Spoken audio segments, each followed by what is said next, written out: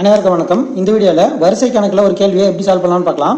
கேள்வி என்னன்னா, அருணா 46 பேர் கொண்ட வகுப்பறையில் மேலிருந்து கீழாக 12வது இடம் பிடித்துள்ளார் எனில் கீழிருந்து அவருடைய இடம் என்ன? சரிங்களா? இது ஒரு வரிசை. மொத்தமாக 46 பேர் சொல்லிட்டாங்க. சரிங்களா? இந்த வரிசையில் மொத்தமாக 46 பேர்.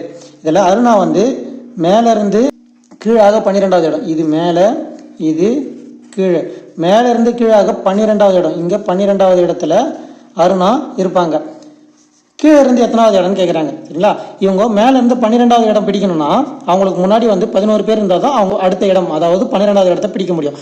அதே போல் கீழே அவங்களுக்கு பின்னாடி எத்தனை பேர் இருக்காங்கன்னு கண்டுபிடிச்சிட்டோம்னா நம்ம அவங்களோட இடத்த என்னன்னு கண்டுபிடிச்சிடலாம். சரிங்களா? இப்போ மொத்தமாக 46 பேர், அவரோட இடத்த சேர்த்து 12 பேர் மேலே இருந்து. சரிங்களா? 12 பேர் போயிடுவாங்க.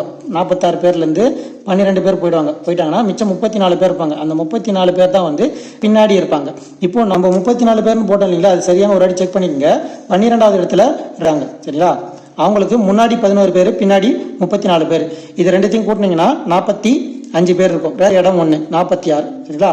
மொத்தமாக 45 பேர் இருப்பாங்க அவங்களுக்கு முன்னாடி பின்னாடியும். ரேகாவும் அந்த வரிசையில் தானே இருக்காங்க. அப்போ அவங்களும் கணக்கு தான்.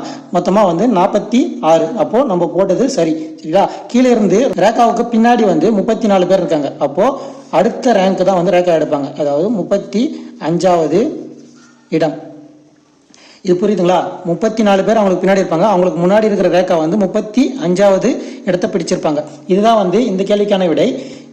இது போன்ற வரிசை கணக்கில் இருக்கிற எல்லா டைப்பையும் ஒரே வீடியோவை எடுத்து போட்டிருக்கோம். அந்த வீடியோவை ரிலேட்டட் வீடியோவில் பின் பண்ணுறேன். பார்க்கணும்னு நினைக்கிறவங்க அதை யூஸ் பண்ணி பார்த்துக்குங்க. இந்த வீடியோ உங்களுக்கு பிடிச்சிருந்தா வீடியோ லைக் பண்ணிக்கோங்க. இது போன்ற எக்ஸாமுக்கு தேவையான வீடியோக்களுக்கு நம்ம சேனலை சப்ஸ்கிரைப் பண்ணிக்கோங்க. மீண்டும் அடுத்த வீடியோ சந்திப்போம். இப்படிக்கு கனகாஞ்சிவா. நன்றி, வணக்கம்.